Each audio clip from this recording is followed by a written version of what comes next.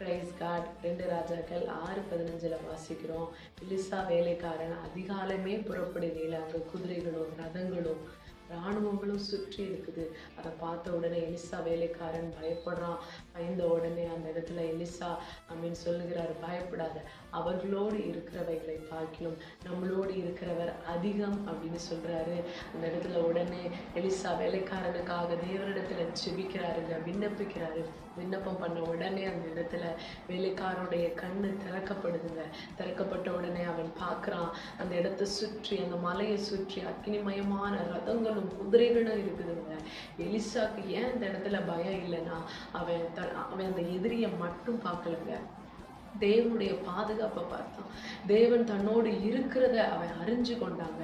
வேலைக்காரன் ஏன் பயந்தான் அப்படின்னா, அவன் தன் கண்ணுக்கு தெரிஞ்சதை மட்டும்தான் பார்த்தான், பிரச்சனையை பார்த்தான், தேவனை பார்க்கல. அதனாலதான் அவன் மனம் அந்த இடத்துல கலங்கியது. அந்த இடத்துல எலிசா வேலைக்காரன் அவன் அந்த கண்களை திறக்கப்பட்டது நோக்கம் என்ன அப்படின்னா, அவனுக்கு அந்த பயத்தை விட விசுவாசம் பெரியது, எதிராளியை விட தேவன் பெரியவர், தேவனுடைய வல்லமை அவன் அறிந்து கொள்ளணுங்கிறதாங்க.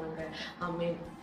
அதே போல அந்த எலிசாவுக்கும் வேலைக்காரனுக்கும் இடையே இருக்கிற அந்த வேறுபாடை பார்த்தீங்கன்னா, சூழ்நிலை இல்லைங்க, அந்த இடத்துல அந்த பார்வை தாங்க அந்த இடத்துல மாறிச்சு.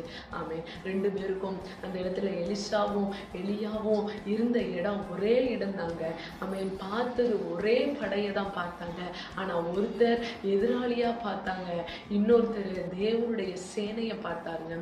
நம்மளுடைய வாழ்க்கையில சூழ்நிலை மாறலாம், ஆனா நம்ம வாழ்க்கை மாறணும் அப்படின்னா, நம்ம பார்வை மாறுச்சு அப்படின்னா நம்மளுடைய வாழ்க்கை நிச்சயமா மாறுங்க.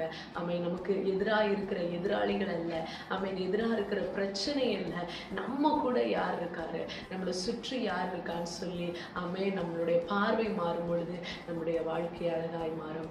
ஆமென்.